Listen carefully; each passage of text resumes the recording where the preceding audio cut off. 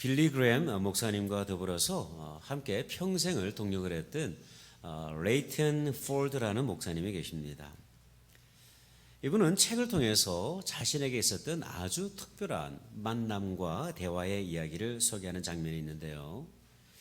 이분이 아프리카 여행을 하던 중에 잠시 다카 공항에 경유할 때가 있었는데, 그 공항에서 우연찮게 프랑스 출신 선교사 한 분을 만났다고 합니다. 그 선교사님은 모슬렘 지역에서 약 10년 동안 사역을 하고 계셨는데요. 그 선교사님을 만나던 가운데 이 레이튼 폴드 목사님과 함께 여행을 하고 계시던 친구가 그 선교사님에게 대뜸 이런 질문을 했다고 합니다. 모슬렘 지역에서 10년 동안 사역을 하셨다면 선교사님 참으로 긴 세월인데, 그렇다면 그동안 얼마나 많은 회심자가 있었습니까? 그러자 선교사님으로부터 이분이 전혀 예상치 못했던 답변을 듣게 됩니다. 지난 10년의 사역을 통해서 단 2명이 복음을 듣고 그리스도 앞으로 나왔다는 대답이었어요. 10년 동안 사역을 했는데 2사람이 고작 전부였습니다. 복음에 반응했던 회심자가 고작 2명이 전부였던 것이죠. 그래서 너무나도 실망이 되었던 이 친구가 그 선교사님에게 또다시 질문을 했습니다. 그러면 도대체 무엇 때문에 선교사님은 이곳에 있어야 합니까? 10년 동안 겨우 2사람밖에 영혼을 구원하지 못하셨는데 선교사님은 왜 이곳에 계십니까? 질문했어요. 그러자 이 선교사님께서 정말 잊을 수 없는 답변을 하셨다고 합니다. 제가 왜 이곳에 있느냐고요? 그것은 예수 그리스도께서 저를 이곳에 두셨기 때문입니다. 그 이유 때문에 제가 이곳에 존재하고 있습니다. 레이튼 포드는요, 그날에 있었던 그 대화를, 그 선교사님께서 들려주셨던 그 대화를 평생 동안 잊을 수 없다, 그렇게 간증을 하고 있습니다. 여러분, 우리 교회가 가지고 있는 기도 제목이 있어요. 지금까지 우리 교회가 선교에 대해서 조금은 소극적으로 그렇게 반응을 했다고 한다면, 이제부터는 보다 적극적으로 참여할 수 있도록 하나님께서 우리들의 마음과 그 길을 열어주시기를 원하는 그런 기도의 제목이 있어요. 우리가 단순히 물질만 보내고 기도만 보내는 것도 참 귀한 일이기도 하지만, 그러나 여기서 머물러 있는 것이 아니라 직접 선교에 참여할 수 있는 길을 열어달라고 오랜 세월 기도했습니다. 감사하게도 그 길이 조금씩 열리고 있습니다. 우리가 교회가 선교한다고 할 때 그 누구도 반대하지 않으십니다. 목사님, 왜 그렇게 재정을 많이 선교에 사용을 하고 계십니까? 그렇게 불평하시는 분도 안 계세요. 참 감사하죠.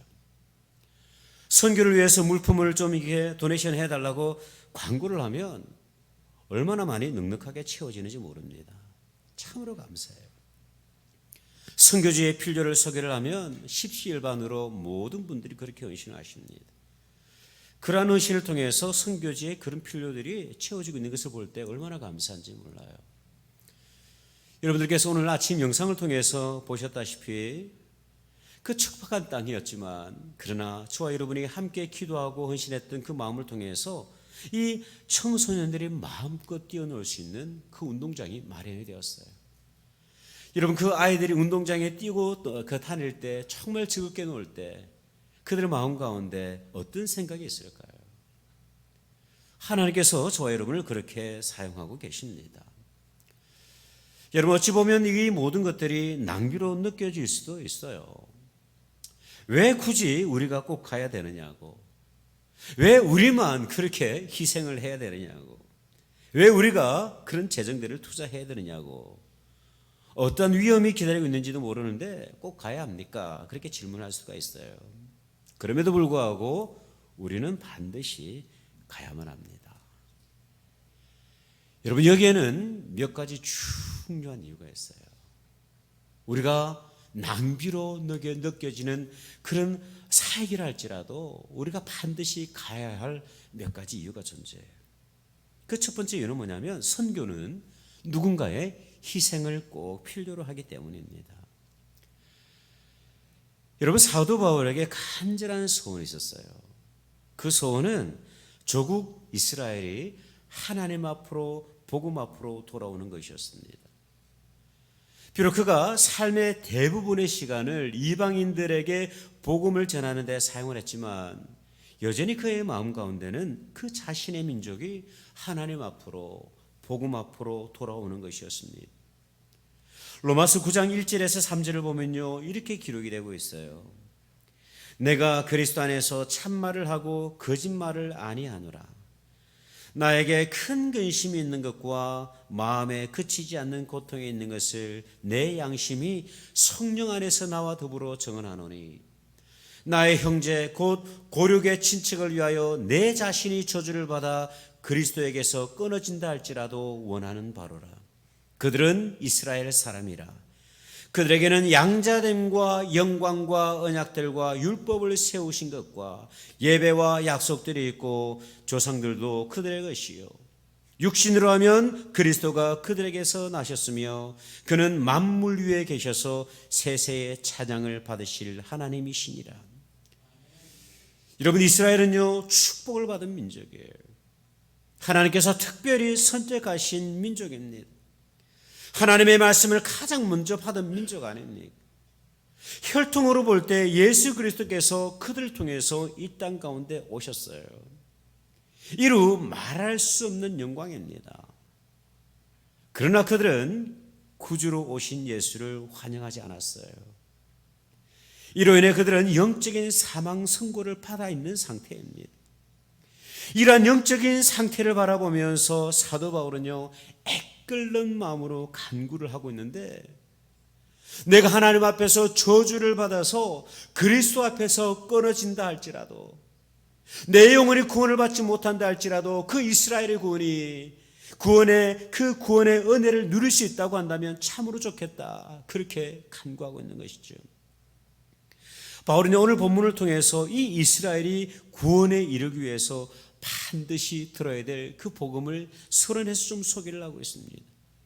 9절에서 13절을 한번 보십시오.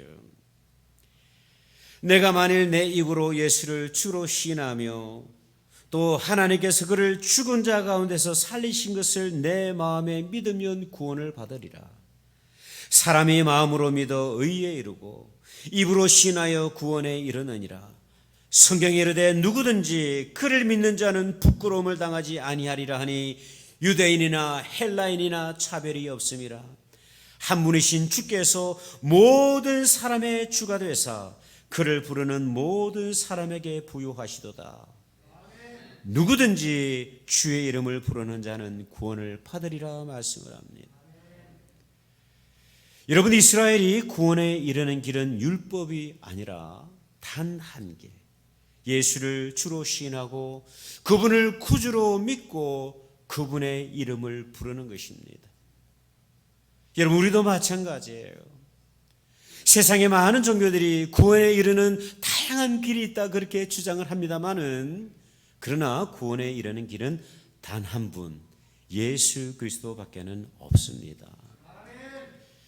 바울은요 이 구원의 길을 선포하고 난 이후에 우리가 반드시 묵상해야 될, 주목해야 될 한 가지 질문을 던지고 있어요. 14절과 15절의 말씀을 보십시오. 그런즉 그들이 믿지 아니하는 일을 어찌 부르리요? 듣지도 못한 일을 어찌 믿으리요? 전파하는 자가 없이 어찌 들으리요?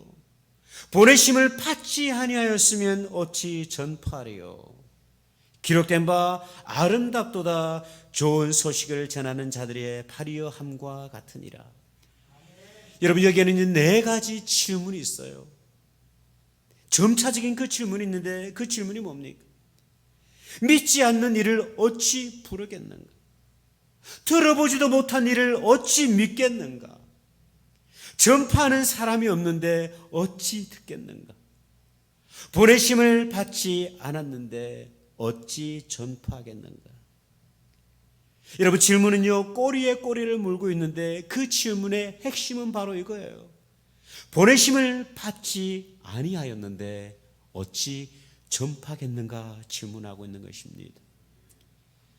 여러분, 우리가 복음을 들고 가지 않으면요 복음은 전파되지 않습니다. 결론은 단 한 가지예요. 누군가는 희생을 통해서 이 복음을 땅끝까지 가지고 나아가야 한다는 사실입니다. 여러분, 사도행전을 보면요, 참 놀라운 사건이 하나가 있어요. 예루살렘 교회가 막 부흥을 하고 있습니다. 사도 베드로의 설교를 통해서 회심했던 사람이 몇 명입니까? 하루에 3,000명이 회심을 하고 있었다, 그렇게 기록을 하고 있어요. 교회가 얼마나 큰 부흥을 경험하고 있었는가를 우리 성경을 통해서 확인할 수가 있어요. 교회는 매일같이 밀려들어오는 사람들로 인해서 행정이 마비가 되고 있었습니다. 그만큼 부흥이 되고 있었어요. 그런데 여러분, 그토록 부흥하고 있던 교회가 스데반 안수 집사님의 순교 사건으로 인해서 뿔뿔이 흩어지게 됩니다. 사도들만 남고 모든 사람들이 그 예루살렘에서 흩어져 버렸어요. 여러분, 여기에 하나님의 놀라운 섭리, 하나님의 주권적인 역사심이 있다는 사실을 여러분 알고 계시는지 모르겠어요.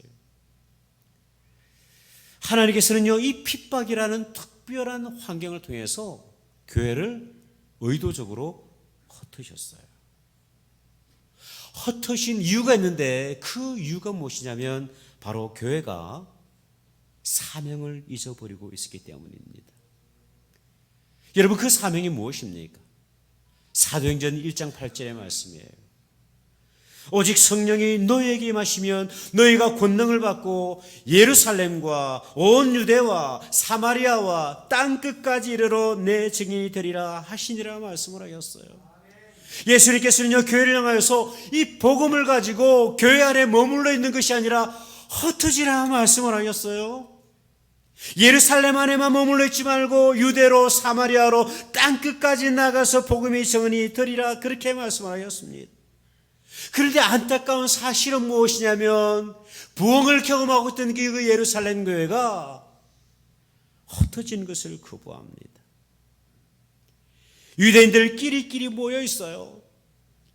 이방인들을 향한 하나님의 마음을 잊어버린 채 유대인들끼리 모이고 있습니다. 이런 교회를 하나님께서요, 강제적으로 흩으셨어요. 여러분, 그 결과가 무엇일까요? 교회는 해체되었어요. 그러나 복음은 확장되기 시작했습니다. 성도들은 그토록 외면하고 있던 그 사마리아 땅을 향해서 나아갑니다. 여러분, 유대인들에게 사마리아 땅은 어떤 곳입니까? 그토록 무시하고 외면하던 땅이 바로 사마리아 땅이었어요. 어둠의 땅이었고 저주의 땅으로 여겨지던 그런 곳이었어요. 그래서 많은 사람들이 그 사마리아 땅을 피해서 다니던 곳이었습니다. 그런데 교회가 흩어지고 난 이후에 그 사마리아 땅을 향해서 의도적으로 나아가고 있는 거예요. 그 흩어짐을 통해서 복음은 광야로 아프리카로 흩어지기 시작을 했습니다. 또한 예루살렘의 교회의 그 흩어짐을 통해서 태동된 교회가 있습니다. 세계 선교의 출발점이 되었던 안디옥 교회죠. 이 안디옥 교회를 통해서 바울의 선교행이 시작되지 않았습니까? 여러분, 이 모든 것이 하나님의 역사예요. 우리를 흩으셨으라도 복음이 열방 가운데 심겨지기를 원하시는 하나님의 마음입니다. 여러분, 우리가 교회로 모이는 것 참으로 중요합니다. 이곳에서 우리 모두가 함께 말씀을 듣고 함께 성령으로 충만하고 복음을 배우고 말씀을 배우고 기도하고 제자들을 양육하고 차세대를 세워나가는 것 너무나도 중요해요. 하나님께서 만나게 하신 그 동력자들과 더불어서 서로 교제하며 위로하며 격려할 수 있는 것 참으로도 중요합니다. 그러나 교회가 반드시 기억해야 될 것이 있는데요, 교회는 본질적으로 흩어지기 위해서 모이는 공동체입니다.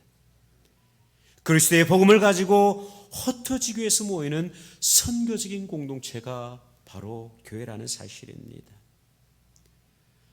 여러분, 우리 교회가 이 선교적인 사명을 잘 감당하는 교회가 됐으면 참 좋겠어요. 주님의 마음이 있는 곳에, 주님의 시선이 향하고 있는 곳에, 오늘도 주님의 손과 발이 머물고 있는 곳에 저와 여러분의 마음과 저와 여러분의 손과 발이 움직일 수 있으면 참 좋겠습니다. 때로는 희생을 요구하기도 하고 때로는 눈물을 요구한다 할지라도 그 사명을 우리가 감당하게 될 때 비로소 우리는요 참으로 하나님께서 기뻐하시는 그 교회의 모습을 회복하게 된다는 사실이에요. 며칠 전에 어느 집사님께서 저에게 전화를 주셔가지고 이런 말씀을 하시더라고요. 목사님, 각 목장들이 섬기고 있는 선교지와 선교사님들이 계시지 않습니까? 그러면 올해는 과테말라로 가시고 내년에는 우리 목장이 섬기고 있는 선교지도 가게 됩니까? 그렇게 질문하시더라고요. 안타깝게도 믿음이 없는 목사는 이렇게 대답을 드렸습니다. 아닙니다. 집사님께서 말씀하시는 것은 너무 멀어서 갈 수가 없습니다. 제가 이 말씀을 드리고 나서 왠지 제 마음이 얼마나 무거웠는지 몰라요. 그리고 이 사건을 가지고, 이 사실을 가지고 제가 새벽 기도회에서 기도를 하는데 참 마음이 너무나도 아팠습니다. 그 하나님께서 저에게 주셨던 감동이 있었는 게 뭐냐면 하나님께서 부르시는 곳이 어디라고 한다면 우리가 왜 땅끝까지 나가지 못할 이유가 어디 있겠어요? 과테말라뿐입니까? 캄보디아 왜 못 가요? 저 유럽 땅을 향해서 왜 우리가 못 갑니까? 하나님이 부르시면 그 어떠한 희생을 각오한다 할지라도 우리는 믿음으로 달려가는 거예요. 낭비처럼 보이는 선교지만 우리는 반드시 가야만 합니다. 왜냐하면 선교는 저와 여러분의 희생을 기다리고 있기 때문에 그래요. 여러분, 우리가 선교해야 될 또 다른 중요한 이유가 있는데 그 이유는 뭐냐면 누군가는 이 복음을 듣고 있기 때문입니다. 여러분, 우리가 전도하고 선교하는 데 있어서 방해하는 요소가 있어요. 그 요소가 뭐냐면 이 전도의 열매, 선교의 열매가 없으면 어떻게 하는가 하는 그런 두려운 마음이 우리 가운데 있어요. 우리가 복음을 전할 때, 말씀을 전할 때 부정적인 그런 반응이 우리 가운데 돌아오게 될 때 그런 두려움 때문에 우리는 주저주저할 때가 있어요. 그런데 여러분, 이것은 우리가 결코 걱정할 부분이 아닙니다. 우리는 그저 이 복음의 씨앗을 뿌릴 뿐 거두게 하시는 분은 하나님이십니다. 여러분, 마태복음 10장을 보면요, 예수님께서 제자들을 부르시고 난 이후에 선교사로, 전도자로 그렇게 파송하시는 장면이 있어요. 그런데 이 제자들을 파송하시던 가운데 아주 중요한 말씀 하나를 하십니다. 마태복음 10장 14절과 15절입니다. 누구든지 너희를 영접하지도 아니하고 너희 말을 듣지도 아니하거든 그 집이나 성에서 나가 너희 발의 먼지를 떨어버리라. 내가 진실로 너희에게 이르노니 심판날에 소돔과 고모라 땅이 그 성보다 견디기 쉬울 것이다 말씀하셨어요. 여러분, 우리의 역할은 뭘까요? 우리의 역할은요, 그저 복음을 전하는 것입니다. 그 이후의 열매는 주님 앞에 그저 맡겨드리는 거예요. 여러분, 사도 바울의 오늘 본문을 보면 이 사도 바울의 절망하는 모습을 볼 수가 있어요. 복음에 대해서 반응하지 않는 그 이스라엘을 바라보면서 이 사도 바울이 절망합니다. 16절에 한번 말씀을 보십시오. 그러나 그들이 다 복음을 순종하지 아니하였도다. 이사야가 이르되 주여 우리가 전한 것을 누가 믿었나이까 하였으니 그렇게 기록을 하죠. 예수가 그리스도 되심, 메시아 되심을 전했습니다. 이 복음을 유대인들이 들었어요. 그러나 안타깝게도 그 복음에 대해서 많은 사람들이 순종하지 않습니다. 많은 사람들이 예수를 대적하고 예수를 그리스도로 영접하지 않고 있었어요. 그 모습들을 바라보며 사도 바울은요, 깊은 절망 가운데 탄식을 하고 있는 거예요. 근데 여러분, 이런 절망 가운데서도 솟아나는 소망이 있습니다. 이어지는 18절의 말씀을 한번 보십시오. 그러나 내가 말하노니 그들이 듣지 아니하였느냐. 그렇지 아니하니 그 소리가 온 땅에 퍼졌고 그 말씀이 땅끝까지 이르렀도다 하였느니라 말씀을 합니다. 여러분, 많은 사람들이 예수를 외면하고 순종하지 않고 있었지만, 그러나 그 가운데 여전히 복음을 듣고 반응하는 사람들이 있었어요. 그 소리가 온 땅에 퍼졌고 땅끝까지 이르고 있다, 그렇게 성경이 기록을 하고 있습니다. 여러분, 우리가 선교하고 전도해야 될 이유, 낙심하지 말고 땅끝까지 복음해야 될 이유가 바로 여기 있습니다. 그 열매가 가시적으로 풍성하게 보이지 않는다 할지라도 누군가는 이 복음을 지금도 듣고 있기 때문에 그래요. 여러분, 20세기 중반에 1900년대 중반에 미국에서 전도자로 활동을 했던 빌리 샌들이라는 분을 아마 아실지 모르겠어요. 이분은 전직이 좀 재밌습니다. 메이저리그 야구 선수였어요. 시카고 화이트삭스 소속으로 이렇게 선수 생활했던 사람인데, 이분이 예수님을 영접하고 난 이후에 복음 전도자가 되었습니다. 참 놀랍게 사역을 했어요. 기록에 따르면 그의 설교를 통해서 복음을 들었던 사람들이 무려 150만 명이었다고 합니다. 아주 놀라운 사람이죠. 그런데 하루는 이분이 노스캐롤라이나 샬럿에 있는 동네에서 3주 동안 전도 집회를 하게 됐는데요. 그런데 그 전도 집회를 통해서 복음을 듣고 회심을 했던 사람이 단 한 명에 불과했습니다. 평소 같으면 수백 명, 수천 명이 구원 초청에 응답을 할 텐데, 그런데 유독 그날만큼은 12살 먹은 남자아이 단 한 명 외에는 아무도 그 구원 초청에 반응하지를 않는 거예요. 초라한 이 성적표를 바라보면서 붕해가 마치고 난 이후에 목사님이 참 큰 낙심이 되었습니다. 그런데 여러분, 그날 회심을 했던 이 12살짜리 어린 소년, 그 소년이 누군지 아십니까? 훗날 전 세계 수천만 명에게 복음을 전하고 전도자로 쓰임을 받았던 빌리 그레엄 목사님이었어요. 여러분, 우리가 이것이 선교해야 할 이유입니다. 이것이 우리가 낙심하지 아니하고 끊임없이 복음을 전해야 될 이유예요. 누군가는 우리가 전하고 있는 이 복음을 듣고 있다는 사실입니다. 그 복음을 통해서 그 누군가는 회심을 하고 또 다른 거룩한 열매, 전도의 열매, 선교의 열매를 맺고 있는 것이죠. 마지막으로 우리가 가야 될 이유가 있는데, 그것은 뭐냐면 주님의 지상명령 때문입니다. 여러분, 예수님께서 부활하신 후에 성천하실 때 제자들과 믿는 모든 사람들에게 주셨던 명령이 있습니다. 이것을 우리는 The Great Commission, 지상대명령이라고 합니다.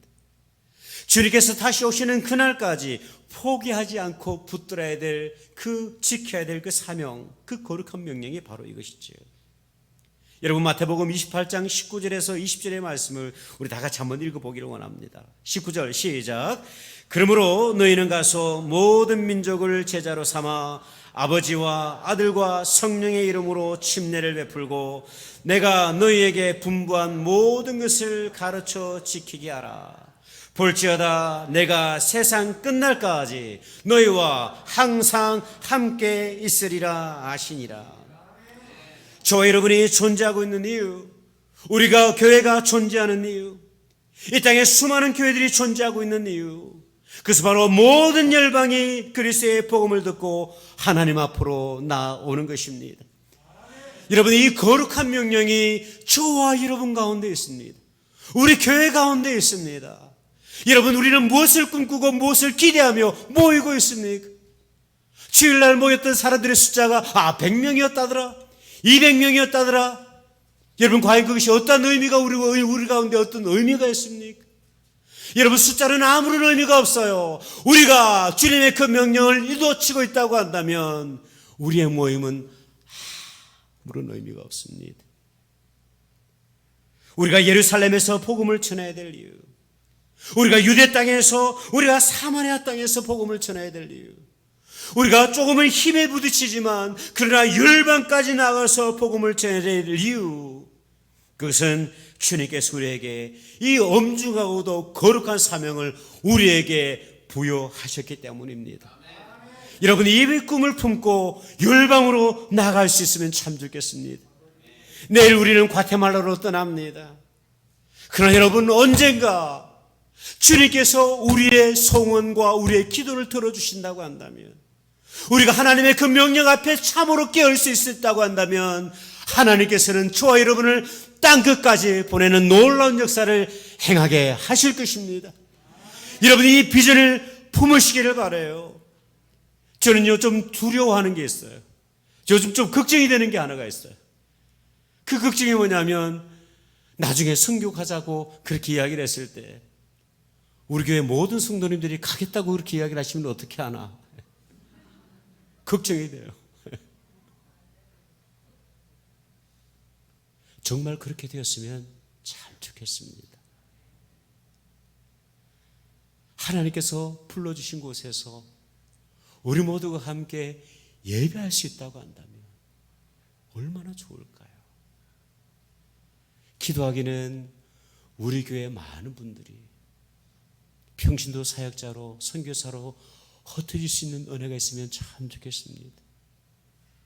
여러분들이 그 사명을 붙들고 땅끝까지 나아가시게 될 때 이곳에 남아있는 많은 성도님들은 여러분들의 사역을 위해서 새벽마다 밤마다 늘 기도하고 계실 겁니다.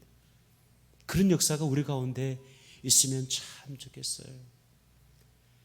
여러분, 우리가 끝까지 가야 될 이유가 있습니다. 하나님께서 부르시는 곳마다 나아가야 될 이유가 있습니다. 왜냐하면 그것이 교회의 존재의 목적이기 때문입니다. 그것이 교회의 존재 방식이기 때문에 그래요. 그리고 그것이 존재 방향이 되어야 하기 때문입니다. 때로는 이러한 수고와 헌신이 낭비처럼 느껴질 때도 있지만, 그러나 이를 통하여서 영혼을 구원하시는 하나님의 거룩한 계획이 온전히 이루어질 수 있도록 같이 기대할 수 있으면 참 좋겠습니다. 이 거룩한 수고, 이 거룩한 낭비를 아낌없이 감당하시는 우리 모든 주님의 공동체 되시기를 주님의 이름으로 축원드립니다. 기도하겠습니다.